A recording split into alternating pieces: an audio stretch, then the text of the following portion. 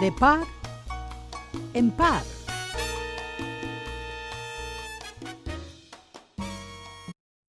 Amigos, miren, la democracia no funciona si no hay estructuras nacionales de servicio. Y una de las estructuras mayores de servicio poblacional a la democracia es el transporte. Lo que voy a decir, Gustavo, es muy serio. Cuando tú tienes una estructura de transporte colectivo, social, que mejora la movilidad poblacional, no es la movilidad para el turista, ¿no? Es la movilidad para quien trabaja, desde el barrendero, ¿verdad? Hasta cualquier ministro o viceministro. Mira, Gustavo, yo soy de la generación Mitterrand en Francia. Lo primero que hizo François Mitterrand en sus reformas sociales fue ampliar el transporte público, hacer del tren de gran velocidad una conexión desde Francia con Londres, el tren que va debajo del mar, con Bruselas en hora y media, ¿ok? Con Ámsterdam 2 horas 15. Pero no fue eso nada más, porque cualquier hombre de negocios que va en 2 horas a Ámsterdam, en 2 a Londres, en 1 y media a Bruselas, no tiene que utilizar su carro, no tiene que obstruir, no tiene que hacer nada de eso. Pero el transporte social, mira, tarjetas de movilidad para los estudiantes en las guaguas, en los metros, con un descuento de un 50%. ¿Ok? Tarjetas semanales para la guagua y el metro. Ampliación de los transportes hacia los lugares públicos, las bibliotecas nacionales, los museos, las empresas, los centros económicos. Porque no hay democracia sin liberación del transporte y sin la movilidad motriz de una sociedad. Que se pongan eso en la cabeza los dirigentes, que lo tienen que entender. Mira, para ilustrar esto yo voy a dar un ejemplo y lo voy a dar para que se entienda. Y esto no es tendencia política ni clientelismo lo que voy a contar. Cuando don Leonel Fernández creó la primera línea del metro, yo quiero que tú veas las estupideces que se decían, que si él creía que esto era un país continentalista, que si él creía que este era un país de avanzada, que si él creía patín, patín, patín, patán. Mira dónde va ahora el metro.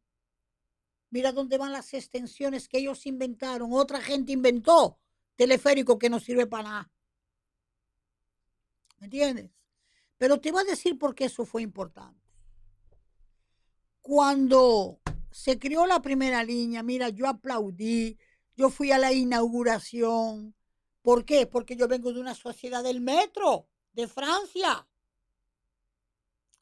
Pero tú sabes cómo eso aterrizó mi vida social.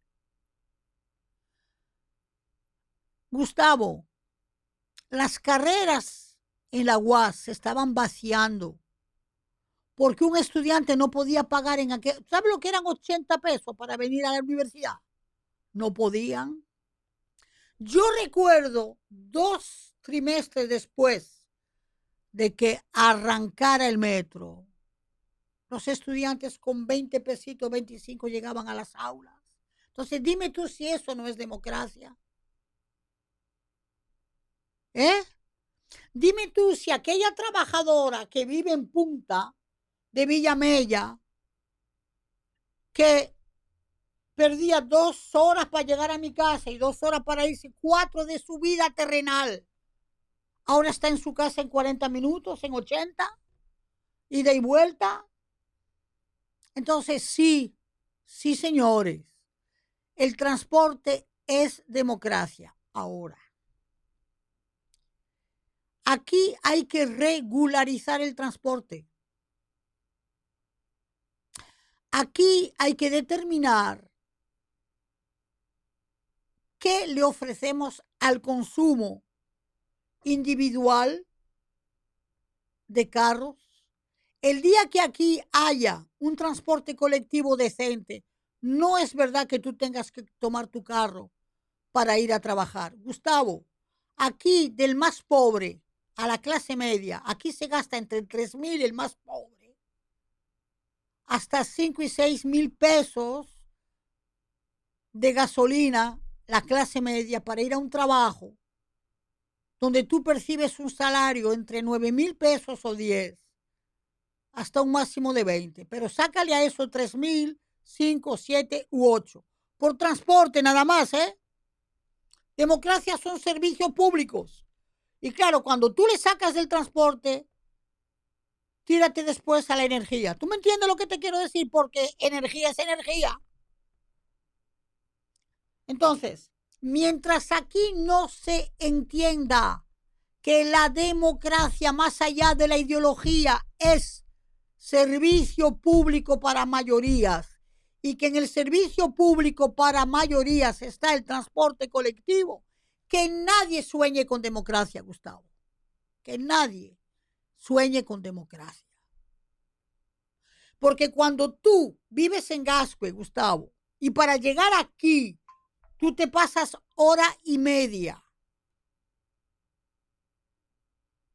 Entonces piensa en el que viene de punta o el que viene del otro lado.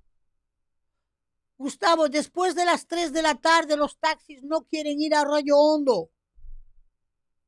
Los taxis no quieren ir a la autopista Duarte si tienes que ir a hacer algún... ¿Me entiendes? Yo hay actividades en la UNFU, que yo vivo en Gascue, que me importan y yo no voy.